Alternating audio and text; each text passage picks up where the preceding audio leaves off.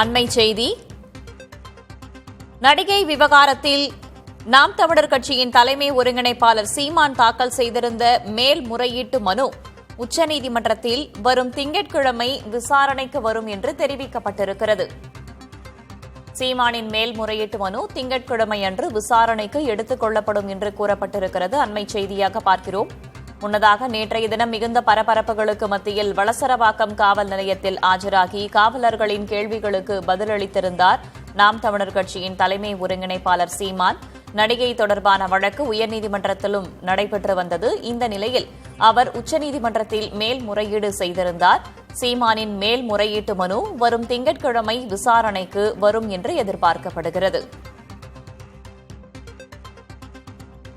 கூடுதல் தகவல்களை வழங்குவதற்காக செய்தியாளர் ராஜீவ் இணைந்திருக்கிறார். ராஜீவ், விரிவா சொல்லுங்க.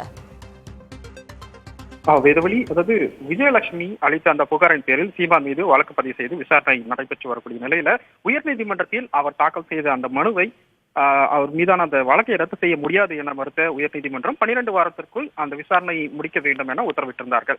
இதனை எதிர்த்ததால் உச்சநீதிமன்றத்தில் கடந்த மாதம் 27ஆம் தேதி சீமான் மேல்முறையீடு மனு தாக்கலை செய்திருந்தார். அந்த மனுதான் திங்கட்கிழமையானது உச்சநீதிமன்றத்தில் வரும் என எதிர்பார்க்கப்படுகின்றது. அதற்கான உத்தேச பட்டியல் தற்போது வெளியாக இருக்கக்கூடிய நிலையில் அதில் பட்டியலிடப்பட்டிருக்கின்றது.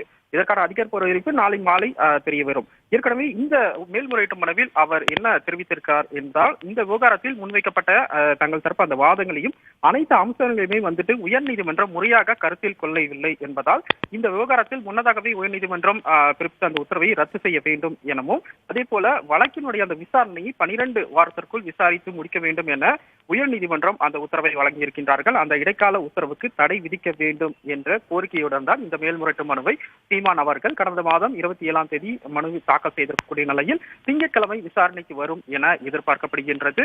வரும் பட்சத்தில் அந்த விசாரணை ஆனது ஏற்றுக்கொள்ளப்படுமா அல்லது தள்ளுபடி செய்யப்படுமா என்பது திங்கட்கிழமை தெரிய வரும். முக்கியமாக உயர்நீதிமன்ற அந்த இடைக்கால உத்தரவை ரத்து செய்ய வேண்டும் என்பதுதான் இந்த மனுவினுடைய கோரிக்கையாக இருக்கின்றது. தகவல்களுக்கு நன்றி ராஜீவ்.